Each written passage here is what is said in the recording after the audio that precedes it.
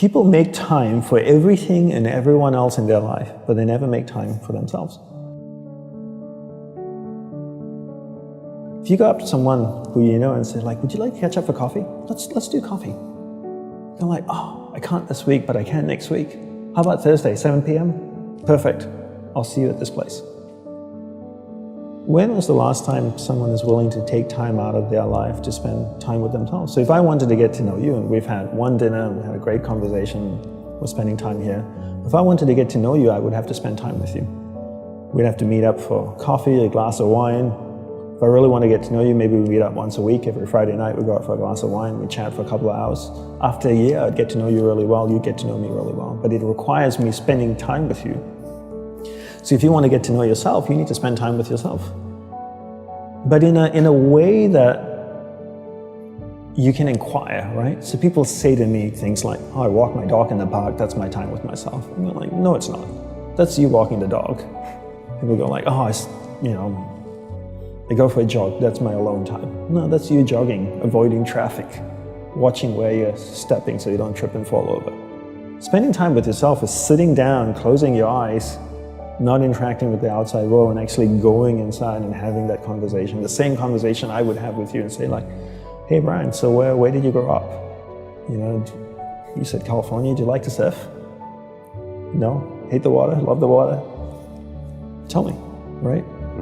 And people don't have that conversation, and because they don't have that conversation with themselves, they don't end up knowing what they want in life.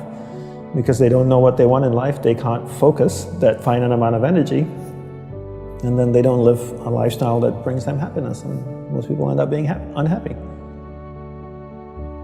A couple of things I would say. One is simplify your life. Everybody's so busy. Everybody's got a lot of things to do. We don't actually have a lot of things to do. Right, we like being distracted because then we don't have to think about ourselves. And we don't have priorities in life. Most people don't have clear priorities in life. You know, for me, my goal is to simplify my life, simplify the number of people in my life, and simplify the number of things in my life. We only have a finite amount of energy each day, right? But every year, we have more people in our lives. Is that a fair statement? More Facebook friends, you have more people you're connected with, but your energy stays the same. So that's not a proportionate growth. If your energy is increasing every year proportionately with the number of things and people in your life, then we don't have to talk about this. But your energy level is the same. But the amount of people and things in your life are growing almost exponentially. So whereas that doesn't work.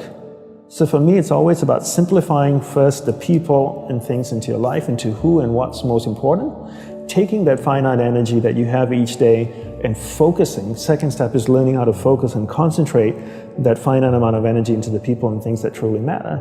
Now you start to create a lifestyle that you actually love because you're invested into people and things that matter, and the byproduct of that is happiness. And you said happiness is not a goal. Is that correct? Yes, happiness is not a goal. And if you ask most people, what do you want in life? They say, I want to be happy. Right? Would that be a fair statement? I mean, literally, it's in the U.S. Constitution, I think, the pursuit of happiness. The pursuit of happiness. Right. I always say you should never pursue happiness. Don't pursue happiness. Pursue a lifestyle where the byproduct of that lifestyle is happiness. So happiness comes as a byproduct. I spend time with the people that I love. What is my byproduct? I'm happy. I spend time with people I don't like. I'm not happy. So don't pursue happiness. Pursue a lifestyle that gives happiness. But in order to pursue that lifestyle, you need to be clear what you want in life. What's your purpose in life? And people don't know this because they don't spend any time with themselves. People think that the more you meditate, the better it is. So 20 minutes of meditation is not as great as 3 hours of meditation. And it's actually not how we work. For us, we believed in quality as opposed to quantity. We spent the whole day preparing to meditate.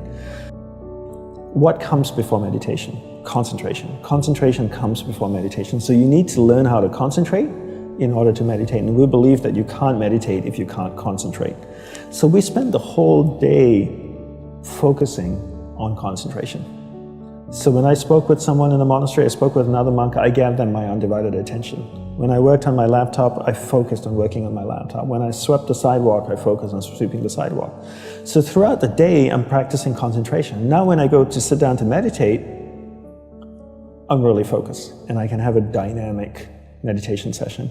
And I always use the simple analogy of, take Usain Bolt, for example, the sprinter, right? I don't know much about him except he won 3 gold medals, fastest man on earth, from Jamaica. I can make an assumption, and tell me if I'm wrong, that his whole day is structured. That he eats the right kinds of food and drinks the right amount of water. He goes to the gym. If you look at the boy, he's ripped, right? Probably works out, runs every day, I'm sure, sprints, does all kinds of things. But his whole day is preparing him for 9.57 seconds or whatever it is his world record is, not the other way around. And people come up to me all the time, Brian, and they say, Dandapani, I'm so stressed out, I've got so much happening in my life. Do you think if I meditate for 5 minutes in the morning, it'll help my whole day? I'm going like, well, what are you doing the remaining 23 hours and 55 minutes? That's what I want to know. Because if you try to meditate for 5 minutes in the morning and the rest of the day you just live a chaotic life, that's not, it's a good start, but it's not really helping you. It's like eating a carrot in the morning and then eating hamburgers and fries all day and hoping to have a healthy diet. You have to understand that your whole day, your lifestyle is what's going to support your meditation practice at the start, and then your meditation practice grows, and then it turns around and supports your lifestyle. But not the other way around. You don't create a meditation practice to support your lifestyle. You create a lifestyle first, meditation second.